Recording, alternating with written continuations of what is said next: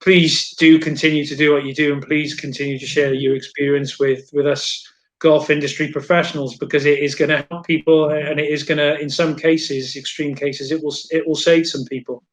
So thanks very much, Simon, really, and we will go off air there. Thank you. Thank you. Thanks, Gareth. Take care. Be safe. And we're live.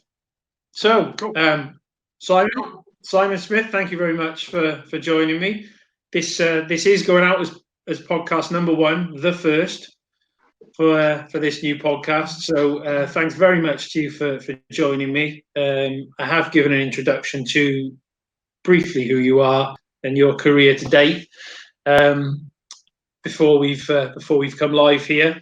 But first time I directly encountered you, as opposed to reading about you, because you're a former finalist, I think, in GCMA Manager of the Year, that sort of thing. But first time I sort of encountered you and heard you speak was last year's GCMA UK conference. Your story certainly had bits of it that resonated with me. I sat there, and like the rest of the room, you could hear a pin drop, I think, because everyone was just fascinated to hear it. And more than anything, and the reason I wanted you to be one of the early guests on this podcast, really, was just how open and honest you were about everything that happened, your experience, and just how keen you were, really, that might benefit some of us in this mad world of golf management, particularly at the moment. And maybe anyone else in any other sort of job that they find high pressure or can be difficult at times. And if your story can help people, which I know is the first reason you started telling it, then great. And hopefully this podcast can help a bit with that as well. So I'll hand over to you. I'll let you tell as much of your story as you want to tell on this podcast, and maybe save any questions or queries towards the end, because like I say, when I first heard you speak, it was a bit of a pin drop situation in the room, and I wouldn't want to interrupt that. So over to you. Well, Gareth, thanks. Great to be invited to talk so sort of openly and honestly with you to start with. My story, and you will have to excuse me, the only way I know how to deal with things is pretty much head on. Hence, I decided that when what did happen to me happened to me, you've always got choices, you've always got options, and I thought that the best option was I wanted to get out there and speak to people about it. I didn't want people to end up in the same place that I ended up, for all the reasons that I do tell in the story. Obviously, I had an incident where I ended up in a police chase. The basics are I ended up in a police chase, got arrested, went into a place that, or I was in a place that nobody should ever be in for whatever reason, and I made some bad choices. And some of those choices, first thing I will say is everything that I did, and I said it at conference, I take full personal responsibility for it. It's a really simple. What I did. There's no. But then when you start, or when I started digging deeper into the reasoning behind it and what actually happened to me, it became pretty apparent that there was a lot of outside influences and things that had happened to me in my past, and incidents that had happened that I described it as a volcano moment, where if you can imagine a volcano, all this stuff that happens to you in life is bubbling away, and bit by bit it gets more and more of it gets added. And some people can deal with that volcano. Unfortunately, as you mentioned earlier, we're in a time now where the pressures of life in general, but the pressures of the job, the pressures of all sorts of things that happen to us, gradually push until we some of us, me in particular, I got to the top of the volcano, and I erupted. My volcano erupted, and it was a breakdown moment. It was a moment that, like I say, I wouldn't want anybody else to go through. I ended up in a police chase, like I say, which resulted in me going to. I went to court magistrates court twice, and then ended up going into what I described as big boys court, which was Crown Court, where I got sentenced. And prior to losing my license, etc., for everything that went on, which I can elaborate on in a wee while. Prior to that, I got to a stage where I was exhausted, totally exhausted. Didn't, you know, everything that happened to me just like I say, it was an explosion. It was a breakdown. And for whatever reason, unfortunately, I didn't at that particular point talk about anything. I was always the big, strong alpha male, I guess, is probably the best way to describe it. And I know it's not just men, but predominantly it's men that are in that hide it. We're not very good at talking about things. I was the big alpha male, and literally the stuff that had happened to me throughout my life, the incidents, etc., capped off with the exhaustion, just caused this moment of madness, really, and the explosion. Yeah. So, and I didn't talk about these things, all this stuff that happened to me, and that was the whole point of doing it, because it became very obvious to me that if I could go out there and talk more about it, then hopefully people would do the same. And I'll be honest, that's exactly what's happened. It's been quite eye-opening, shall we say? Yeah. So, I mean, in terms of, you talk to, I mean, that's almost the climax and the explosion and everything. Yeah. But, just in the context of working in a golf club and being the main man at your golf club at Aston Wood, what were the things that created that build-up? Because I seem to remember you talking about some crazy long work hours to start with, because obviously that's something at the moment a lot of us can relate to right now in this crisis. But I mean, it was your everyday life, wasn't it?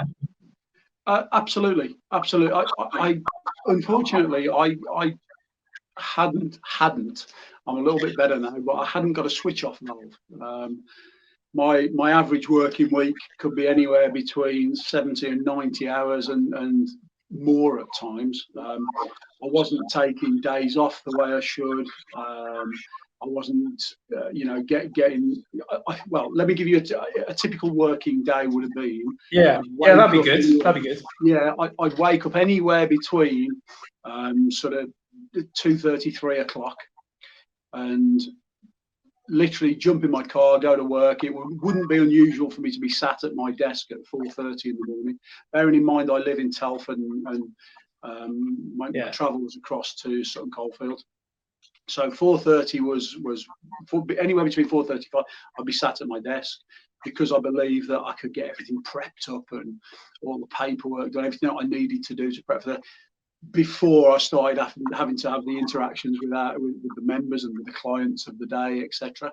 And then Aston Wood, as you mentioned earlier, it's a pretty busy club anyway. It's very much, whilst it's a golf club first and foremost, it's very much events orientated. So we have everything. I mean, everything from I say cradle to grave, but it is quite literally from christenings all the way through to funeral celebrations, birthday parties. We hold numerous weddings. It's a non-stop shop, really. It just keeps on going and going and going. It's a proprietary club, and we've always done it.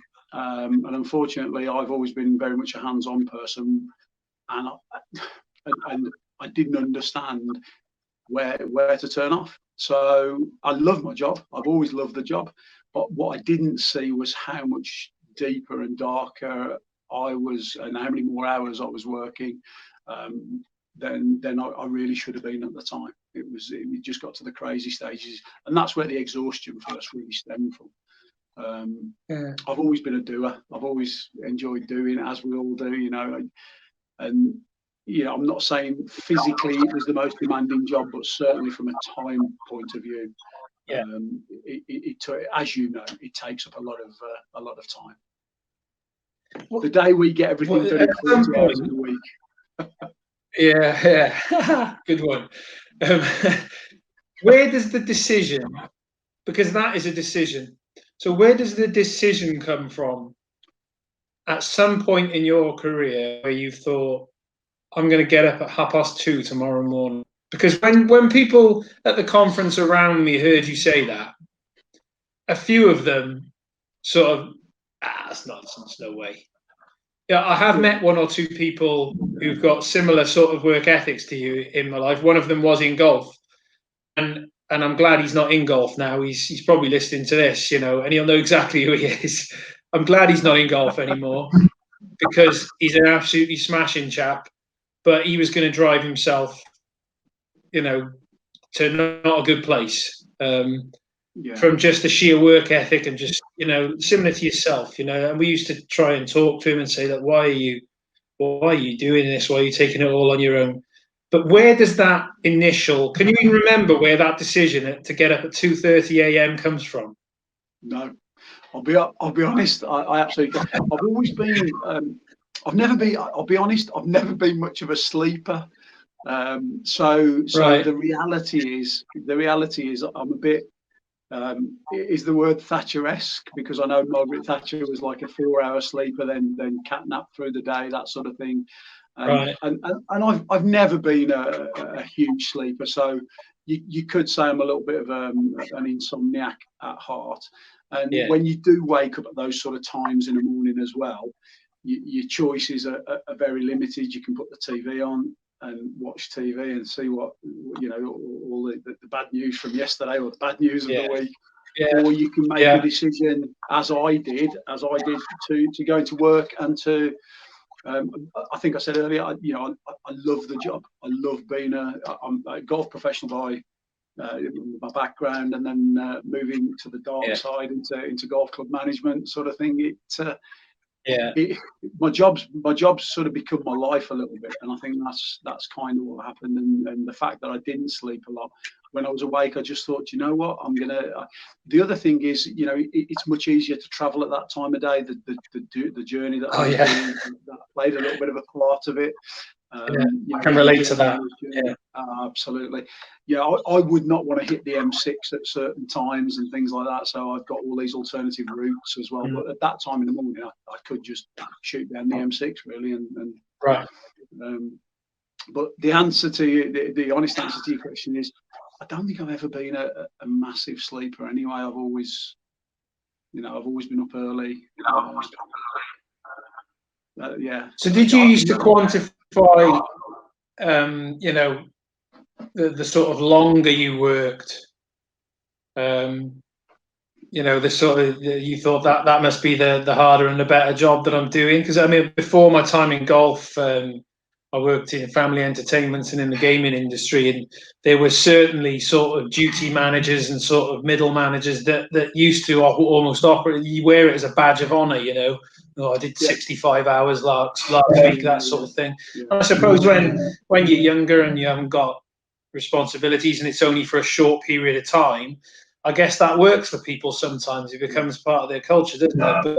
But as you say, I think that description of the volcano is probably the best one I've heard so far. I totally agree. I think two things that happened. One, I think I got to the stage, being honest. I think I probably did get to the stage where it was a bit of a badge of honor. I find it very difficult. I did find it very difficult to ask people to do things that I wasn't prepared to do as well. So it was a case of nobody could moan to me about the hours that they were doing, because I was doing, quite a lot of it. It was that badge of honor. However, I think that the other thing was, because golf has always formed a hell of a part of my life, whether it's been on a golf course, whether it's hit on a practice area, being always around a golf club. I'm not sure whether I got to the stage where I couldn't really differentiate between what was my job and what was my life. Right. If that makes sense. Right. It makes total sense.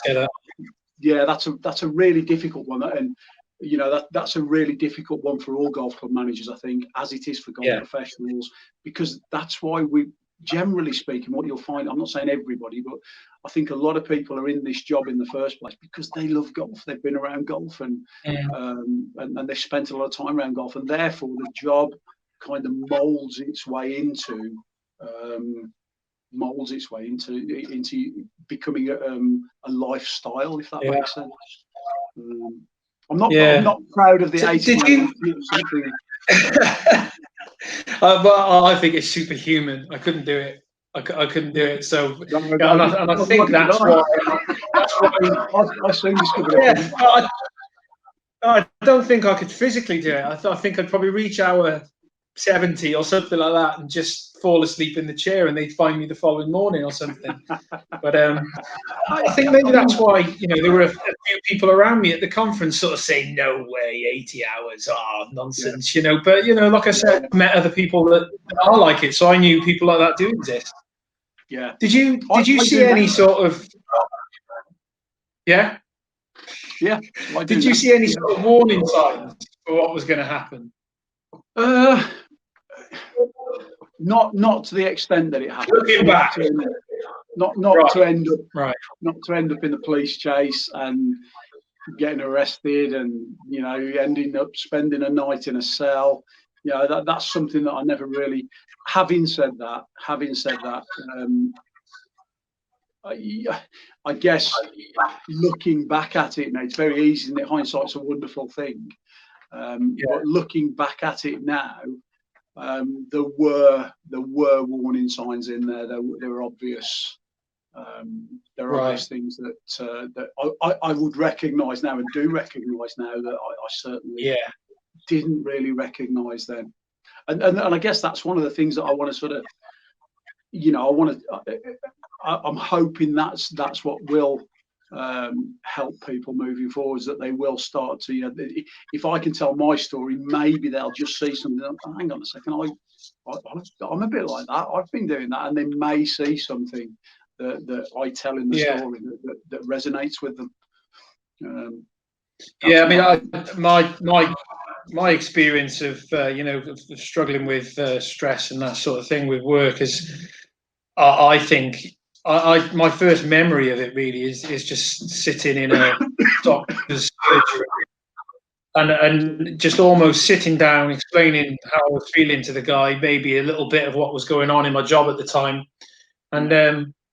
and just almost throwing myself at his feet and at his mercy. I definitely had left it too long, and my wife had seen things beforehand that, she was sort of saying, you need to do this, you need to do that, you need to, slow down, you need to stop worrying, all the things that were absolutely right, but you don't want to hear it at the time, do you? You think, like you say, oh no, I'm bigger than that, I'm stronger than that. And always remember the doctor's words. He said, well, because I think when I walked in, I think he thought I was one of those people that was just there for a sick note. Yeah. I think once he realised that's actually the last thing I wanted. I didn't want to not be in work. I loved it. I loved my job, even though it was sending me, pretty unpleasant places at that time. I wanted to be there. I loved it. And once he realised I wasn't, I found him very helpful, actually. Yeah. And but he did point out to me that at some point I'm going to have to remove the source of the stress from my life. No tablet is going to do that. Tablets can numb it off. But I mean, you mentioned right at the start of the conversation about being in WhatsApp groups and that sort of thing. I mean, have you got much of a network there of people that the people that know what you go through? Do you engage much with your DMA region or? It's really funny.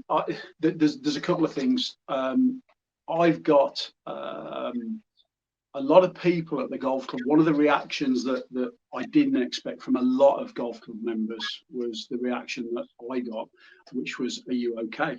We should have seen it. We should have spotted something." And people were coming up and literally giving me. It's the most humbling experience I've ever been through. They kept coming up, giving me hugs, etc. And I'm like, "Yeah, of course, I am okay. I'm okay." And I was still going through the stages of not really being okay at that point. Do you know what I mean? It was it was still the defences were still coming to there, but bit by bit, I've the networks that I have now got surround me, and the support that I've now got around me, is fabulous. And I'll be honest, you can probably, I am in a better place. You know, I've done a lot of, I've looked at a lot of stuff. You can probably imagine, I'm sure you've done it yourself, and I'm sure there's a lot of guys out there that have done it themselves. I've looked at a lot of material that you know, I've been through a lot of soul searching with psychology, the whole lot, everything. And Great. I am now what's considered to be kind of happily depressed, if that makes sense. Which is right. You hear of all you hear the you know, the outward facing us, the outward facing general manager is very much. We do put on a display at times of happiness, of being upbeat, and because we have to. Inside, it can be a completely different story, you know, and you only have to look at people. You know, you look at people like the Robin Williams. You know, the tragedy there. Everybody, to a man, wouldn't have seen that coming. You know, Robin Williams, such a happy guy. You know, look at the people that have been down the route of unfortunately taking their own lives, and there's some people in there we just would never have seen it. You know, we've seen it recently. Yeah, in these parts of the world, you know, I mean, there was, I mean, the famous one here is like Gary Speed. He was our national football manager, and absolutely just turned on the radio one day, and you know, complete shock. But you know, I mean, pretty close to here. I mean, where I live in Cardiff. There was a club captain one year, not far from where I live, and again, just completely out of the blue, you know. And that's really why I ask about, you know, warning signs, and you know, if looking back now, if you can recognise what they were. I mean, I'm sure now you get halfway to the point you were at before, and you'd at least recognise it and say, right, we know where this leads. I know certainly myself, I would never expect to get to the point where I was that time I spoke about earlier on, because you know, through experience, I know that unless you deal with how you're feeling, and also with the source of whatever's making you feel that way, you know, you're going to end up in the same place or worse. Because I do feel lucky that you know, that I was nagged, frankly, enough to get myself to a doctor's, and then really the help started for me. But you know, I went through probably 3-4 months of just, you know, not really recognize myself, you know, not recognizing my own thoughts, not recognizing, just didn't seem like the guy I looked in the mirror at, really. And but the reason I asked about go on. Sorry, I was going to say, could you see that as well, guys? Did you get, you know, how did you recognise that, or was it just that people were telling you? Maybe no, people were telling me before I was ready to admit it. But you know, that's you know, you're from a sporting background yourself, and you know, I coach football. I'm first team manager in football, so you know, I'm the sort of head of the pack there. I'm the head of the pack with the staff in my job, and I think to admit that is quite a difficult thing. You know, that you are struggling, because you know, you almost felt initially, oh, well, I can't let the staff see this get into me, because you know, it'd be like a weakness, that sort of thing. And in the end, it did me no favours whatsoever. But it was definitely a pride thing. I think that's the problem with us generally, not all, but I think that's the pride with us men, really, is our pride will get in the way until we're at the point where it's way worse than it ever needed to get. And when somebody who's maybe not been through it yet or whatever, you know, it's very difficult for people to understand. But unfortunately, since my experience, 3 or 4 people that I consider quite good friends in the industry have ended up in a very similar place. And I've spotted early doors, you know, the signs, and have sort of tried to have the conversation, are you okay, blah, blah, blah. But I see them looking, you know, I see me 4 years ago looking back at me. No, I'm fine. No, what you're talking, you know, and almost a shield comes up. And, you know, but I think all you can do there is support and check in with these people, and Absolutely. if they ever want to chat, the phone is there, because I think that is one thing that got me through. I was really lucky to have 4 or 5 members of GCMA South Wales, where I was working at the time. At least one of those guys would phone me every day. It was almost like they'd created a rota. I don't know if they had or not, but those guys were terrific, and I'll remember that support the rest of my life, because without it, I would have been a very lonely guy sat in an empty house all day while my wife and kids were in work and school, with way too much time to think about it. And I think when we spoke before we came live here, I started to have some of the most irrational thoughts about things that may be going on at my place of work, that sort of thing. I mean, I don't mind sharing the story. I sat there one day, and all of a sudden a wave of panic came over me, because I thought, what are they going to fit me up with? Is a police car about to pull up outside the house? And I convinced myself, 48 hours, I kept looking out the window, just expecting a police car. Completely irrational thought. There's no possible reason.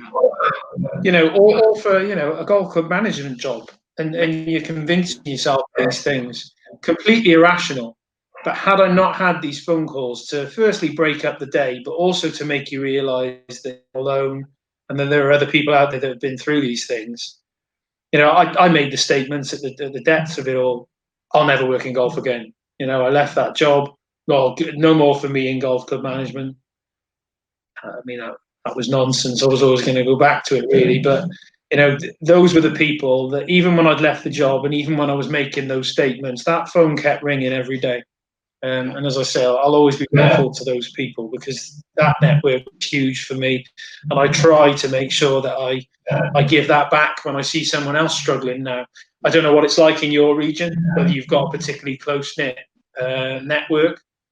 Yeah, it's good. It's actually similar kind of thing to what you've experienced, where I still get calls now. I tend to. It's really weird. I'm tending to since the whole sort of coronavirus thing has come up. Yeah. I've taken more and more.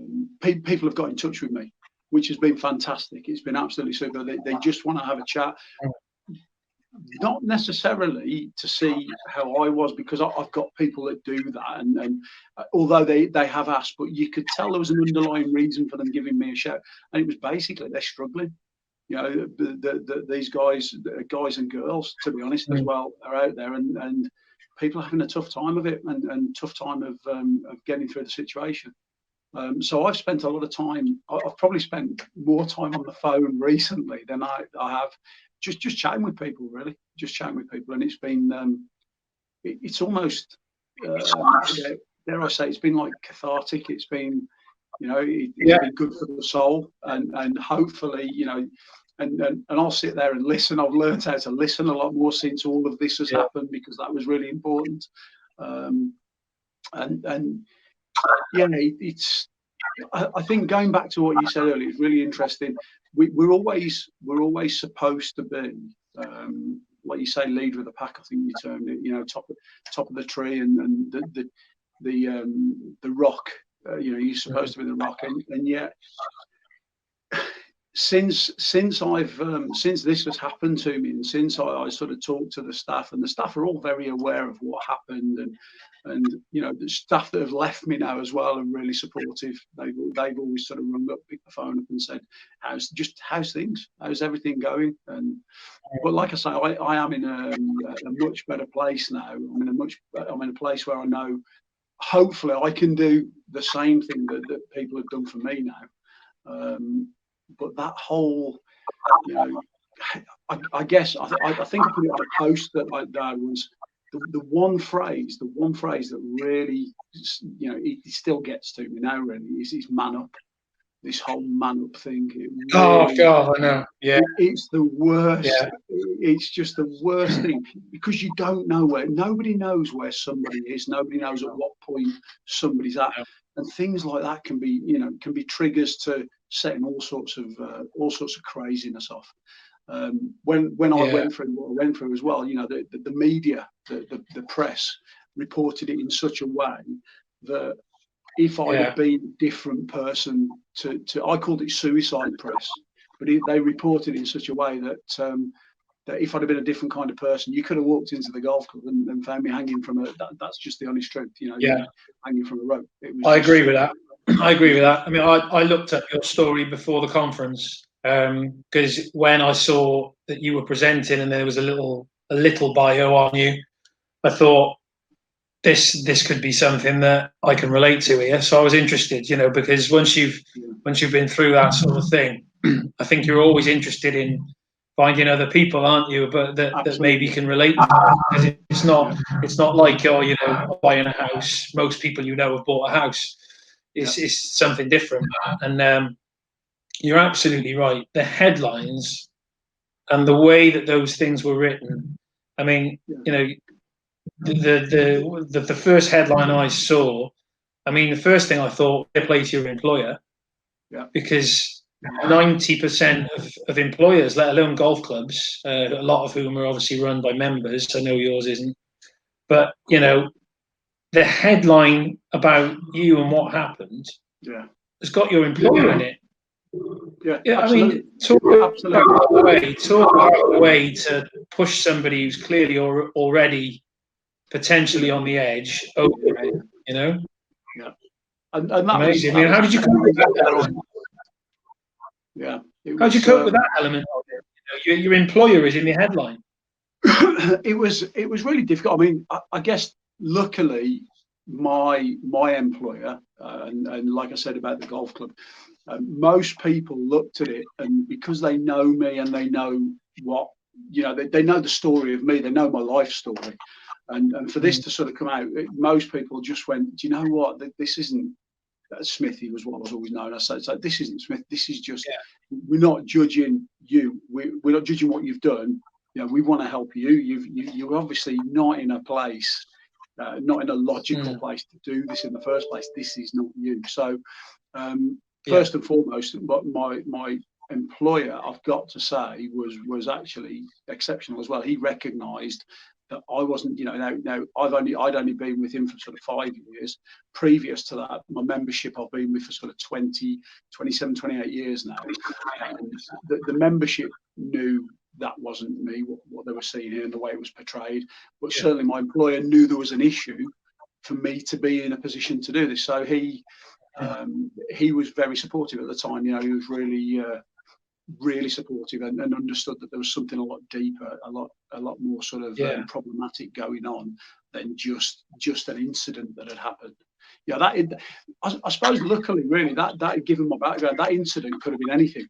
I sit here now and I say, and I was quite lucky. I was quite lucky to receive what I received. I was lucky that it ended up in a police chase. That could have been in a bar. It could have been looking at an event. Somebody says the wrong thing at the wrong time. That volcano, there's no specific time that volcano is going to erupt. We didn't know. The one thing I was told was that it wasn't a case of if it was going to erupt. It wasn't a case of if it was going to erupt. It was a case of when it was going to erupt. It was always going to the position that I'd gotten myself into, with life's volcano, as we put it. So, it's a tough one. It's such an interesting subject, and it's that fine balance. I think. I mean, when you and I had a chat, before we finally agreed to sit down and do this podcast, was, I'm a little uncomfortable sometimes. I think, the whole mental health and men's mental health, I do wonder sometimes whether it's being used by people that maybe are not using it for the right reasons. It's a bit of a buzz thing out there in the moment, especially on social media, that sort of thing. In general, I've been really pleased to see over the last few years just how much understanding there is about it. And I think by people being happy to talk openly about it, that will hopefully stop people like me ending up in a surgery, and then you ending up in a car chase, which is obviously the next step on probably. But like you've said, though, I mean, thankfully we're still here, and we're still, absolutely, working in golf and able to talk to each other about it, and absolutely. got families. And, you've got your man cave there that you sat in. I'm very jealous of, and but there are people where that's not the case, and I think the more awareness that we can get out there about this sort of thing, and for people who ended up obviously far worse position than I was in, then I think that's only to be a positive, really. I mean, yeah, totally agree. What have you learned from it now? What have you learned from it now in terms of your work in life? Because obviously, mental health is obviously the key point of this particular podcast episode. But in terms of golf management and golf club management, what are the lessons that you've learned that will mean that you'll never end up in this again, if any? Funnily enough, and there are definite lessons. One of the biggest lessons I've learned is since we've kind of been on lockdown a little bit, and I've had a little bit more time at home. I've obviously learned the time thing. I'm not going in quite as early as I did. Yeah, I'm still an early. Good. I feel better now. Good. I'm not going in quite as early. I do definitely take days off now. So I do have days, and weirdly enough, we had that conversation about it the other day. Weirdly enough, I've been at home. I've been at home here now for a good couple of weeks, and it's actually been. I've enjoyed the experience of being at home. Do you know what I mean? It's something that, and having this time, it's a terrible time that we're living in at the moment. It really is. It's an awful time. We've had tragedy in the family, and it is a terrible time. But picking on the positives and picking on the trying to stay upbeat as everybody is. I've actually found it a great thinking time and great time to sort of reassess and look at how I'm going to try and conduct my working week, my working day, my working hour moving forwards. I am gonna do things differently. You've mentioned the man cave. I quite enjoy it out here. It's actually somewhere I could work. This is maybe somewhere I could do that paperwork I spoke about before, where I maybe don't need to be at the golf club. So there's a lot of lessons. There's a lot of lessons to learn. I'm just hoping that and I'm sure we'll come out of this. I believe we may come out of this more positive than we think, because I think a lot of people will have had a lot of reflection time. There's some really tough stuff going on out there at the moment, and we do need to be in touch with people, definitely on a regular basis. We do it at the golf club now, with the vulnerable groups, etc. Because I've got the thing with Smithy talking out, and I genuinely believe that the one thing I have learned is above anything else, just talk to people. Just if I think I said it. It was actually Simon, the chaplain, who said it at a conference, where he said, if you're in a bad place, talk. If you're in a good place, listen. Be prepared to listen. Yeah.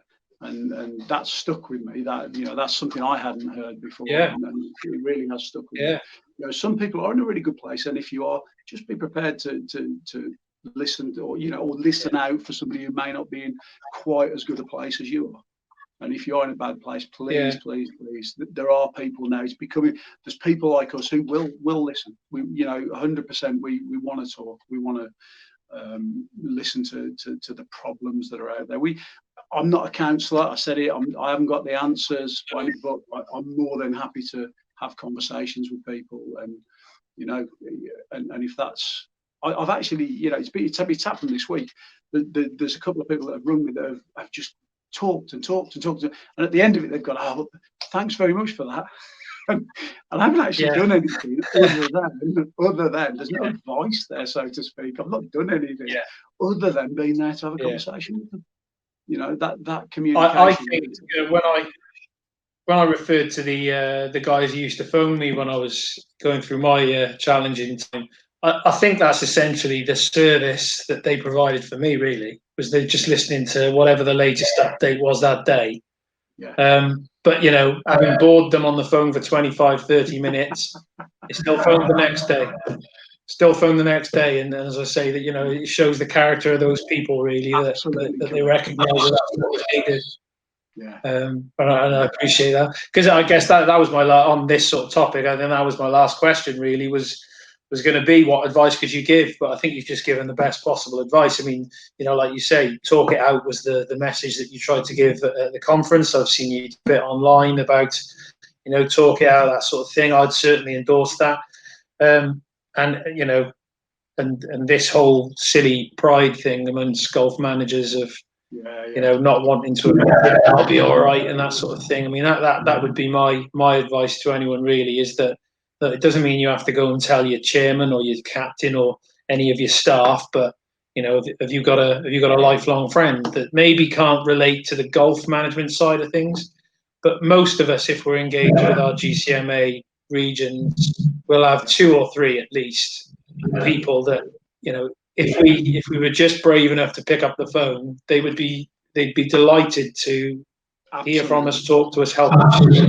Because when I first came across this topic, it wasn't actually me going through it. It was a mate of mine. And I looked at it at the time and I thought, this sort of thing is becoming a bit prevalent in golf. And because as pressures of the market started to grow, and one of the things I did when he was going through that challenge was I looked at it on the employment side, and I thought, what is one of my greatest fears? And it's probably not being able to pay the bills, not being able to provide for the family and feed the family and everything else, which I think a lot of people could probably relate to.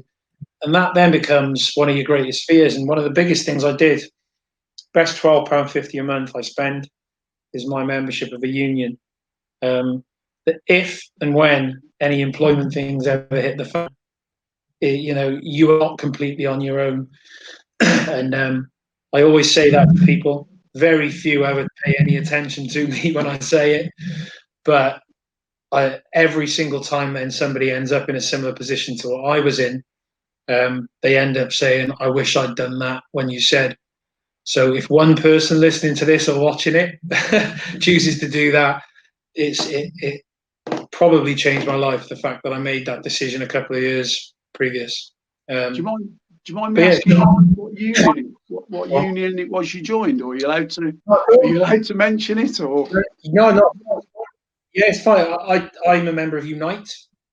Okay. And this, because I think we all say, and I was in a GCMA Wales meeting a couple of years ago, and somebody at the meeting, and he was not being horrible or anything. He was just speaking his mind. He's a bit old school. I made this point, and he said, well, the good golf club managers don't end up needing anything like that, do they? And I said, really? I said, oh, we'll have a pint one day and I'll talk you through that.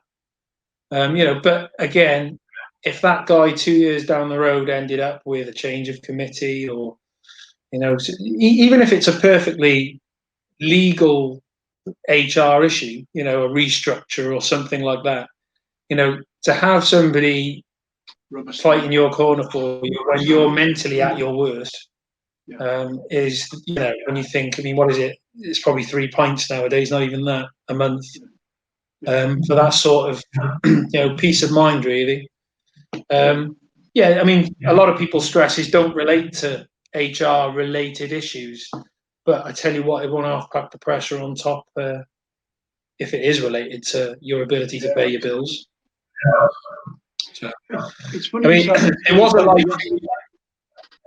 Go on. Sorry. I was going to say, you asked me earlier about the when I got to the stage finally of. You're absolutely correct. I was lucky to have somebody who supported me with regards to the golf club. But when I rang up Bob at the GCMA, and they from the conversation I had was, I told him what happened to me, and I said, look, I want to, is there anything that, and the GCMA were actually in the stages, the early stages of putting something together, which was great, which was fantastic, and that's what the announcement was about, the helpline, the phone line, and I know a lot of people now have got involved at that level, and hopefully moving forwards, I mean, that's going to make such a difference to people. It's just that, you know, the one thing I would say is to any golf club manager is, don't, whatever you think the problem is, do not fear picking the phone up. You know, however small you may think that problem is, you know, it's only relative. If you think it's a problem, it's a problem. It's a, you know, and all those little ones, the volcano, all that little bit of stuff bubbling up and bubbling away becomes a bigger problem further on down the line. So to actually talk about it, and you made a really good point earlier of there will always be somebody that's going through what you've gone through. And, you know, you don't want to hear the sort of condescending, the condescending answers that you may get to, but I guarantee somebody somewhere will have gone through what you're going through. And don't think that any problem's too small, because it's just relative. You know, it's just relative to how we feel. And when you're talking to someone who's ended up, you know, temporarily, hopefully in most cases, in the sort of positions that we've described, it won't matter whether we think the thing that is winding that person up is a small point, because we'll realize that it is accumulation sometimes of lots of small points that just build to this breaking point. Yeah, absolutely. Absolutely. Some important points. So I mean, you had a. After you, Simon. Always after you. Sorry. I was going to say. Carry on. No, you carry on. I hear people say about, you know, they're almost embarrassed because they don't think it's not as bad a problem as somebody else's. It's not as, there's almost an embarrassment factor of worrying about that their problem's not, such and such had a death in the family, or it doesn't matter. It's all relative. If it's affecting you, it's affecting you. And that's one thing I would say. You know, it could be the fact that you don't like the colour of a particular mug that's on your table. Do you know what I mean? It offends. So, but it's just putting a plan in place. How are you going to move that? How are you going to get rid of it? How are you going to, you know? But don't think anything's insignificant, because it is. No, it's that old thing, isn't it? Oh, there's people starving in the world. Yeah. There are. That doesn't mean that your issue is therefore, Absolutely. you know, dismissible. Absolutely. Yeah. Absolutely correct. Yeah. You did have a life before all of this, mind, before all of the 18 and 20-hour days and decisions to wake up at 2:30 in the morning. You know, do you want to give us a bit of an insight into that? Because it does actually fill out the story, I think, of your life, really, when you describe, you know, not wanting to admit maybe how you were feeling until it was probably too late, and, you know, needing to be the alpha male, because you've got quite a history, haven't you? Yeah, I mean, my history sort of revolves pretty much around sport. You know, everything's been a shoot off of sport. I've been lucky enough to compete at elite level in three different sports. One was gymnastics, obviously golf, becoming a golf pro, and then the other one was martial arts, where I was lucky enough to captain the England karate team, Wadakai at one stage, and yeah, that took me into certain areas and arenas where I moved into security. Did quite a lot of the things that you would expect with that. You know, I did some security on door work. I went and trained a little bit on other stuff, which was a bit different at the time. But yeah, that took me into a kind of world. You can imagine. It took me into the nightclub scene, and it took me into the what's the word I'm looking for? Help me out here. It put a toe into probably an arena that you wouldn't want to go into, sort of thing. You know, with regards to, you know, when you become a bit immune when you're kicking people out of places and blah blah blah. I had a short experience of the sort of thing you're talking about early in my career, and I worked in a particularly it was a family entertainment and bowling centre, and but on the weekend it became a nightclub essentially for the valleys. And anyone that's ever had a night out in the Welsh valleys will probably understand what that means. And I remember the night like it was, yesterday. I was stood in the car park in the middle of a 100-man brawl, and that is not an exaggeration. There were about 100 guys just going at each other in this car park, and I was having a chat with someone about what I was going to have for food on the way home because it had become so normal to me that this 100-man brawl, and just devastation all around me was second nature, and I thought nothing of it. And it was driving home that night. I thought I've got to get out of this. But the reason I was so keen to make sure that we got what you did before golf into it was that I think it gives more context to the fact that look, no one's immune for this. No one's too tough for this type of thing. Yeah, and even having seen maybe some of the things you will have seen and had some of the situations that you would have dealt with, it was actually working within golf, and obviously the level of work and pressure and everything that you were maybe putting on yourself and maybe some from your employer led you to where you were. It wasn't all the martial arts and the doorman work. It was this. No, absolutely. It's important to understand about you, really, because it gives the full context of the person that is telling his story, really. I think one of the things I mentioned before, I said at the conference, was that like success had become the drug.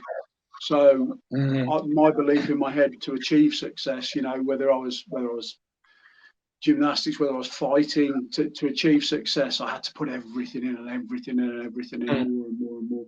And I think that probably, you're absolutely bang on there. That probably built up to the levels of,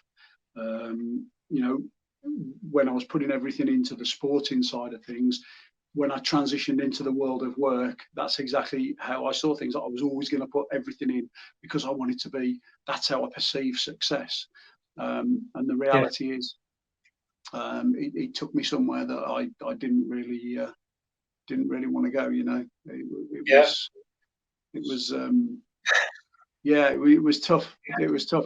I think one of the toughest things, if you can imagine, is walking into a golf club, and as managers, we can all be walking into a golf club, and all of a sudden something that you've done, an incident, has been exposed not only to the golf club, but to the world. The reality is social media. Everybody knows what happened now. It's very visible, and that's when that's when that choice came of.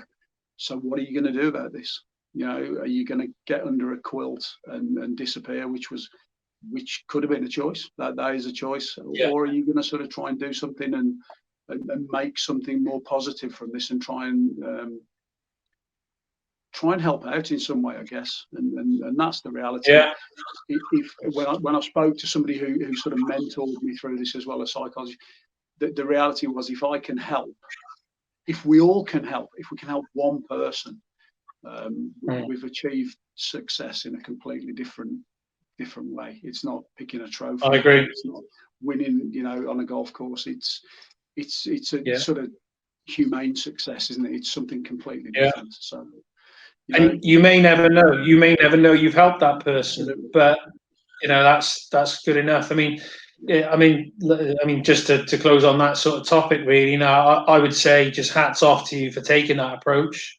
It's just before this sort of podcast. It's not something I've done much about, to be honest. Like I say, in my own little world, when I see people that I know heading down that road, I've done my best to try and engage with them, and firstly make them realise they're not on their own. But it's not something I've probably stepped out. I thought what you did at conference, to stand there and give the whole story, nuts and bolts, was a pretty brave thing to do. But there will have been dozens of people in that room that could relate to the story you'd been telling, and I can tell you that for sure, because I will have heard the comments that you wouldn't have heard, because obviously it was your presentation. But I will have heard, the comments at the bar afterwards, and that night around the dinner table, and just, more than one person on my 14-man table were sort of saying that, yeah, we heard bits of ourselves in that. So lighter note to finish, because it's been pretty heavy, pretty heavy because it's a heavy topic, but a few lighter things. So I mean, just to ease off the whole mental health thing and pressures of work and everything. I mean, I imagine coming out of this, like you said, you've spoken to people, but is there any publication or audiobook or podcast or something that maybe along these lines that somebody that may have heard something today they can relate to that you would recommend, or anything like that you've maybe read? Yeah, there is actually, there is, but I'm not sure whether I'm allowed to. I'm not sure whether we discussed the title of it. There's one very good one, which I don't know how we get. I'll tell you what we'll do. I'll tell you what we'll do. We won't say the words, but I will put it in the bio of this underneath. If you're watching it on YouTube, it'll be on the comments underneath, and we'll put it in the notes if you're picking it up on a podcast.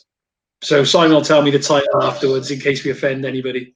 I will do. The only other thing is, it's weird. I've stayed away from social media while this has all been going on, for various reasons. One, because to be honest, I've spent most of the time on the phone, talking to people, which has been great.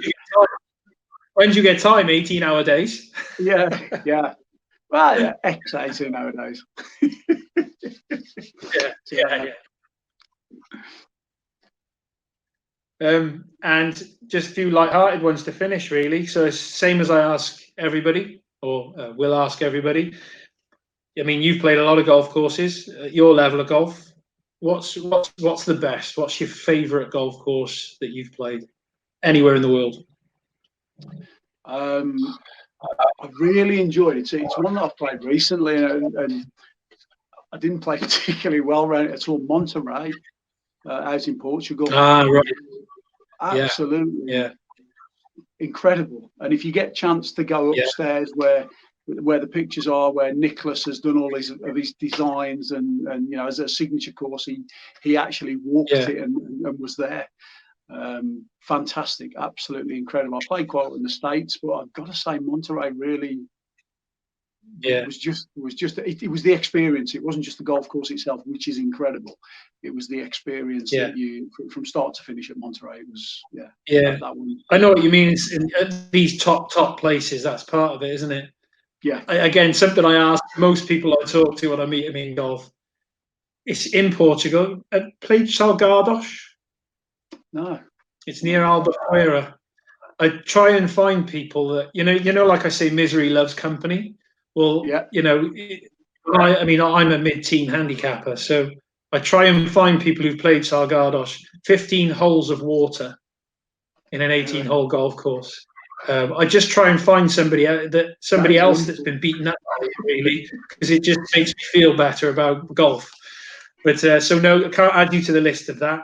And finally, really, you may have done this before, but so you're going to run a dinner party. You're the host and you're cooking as well.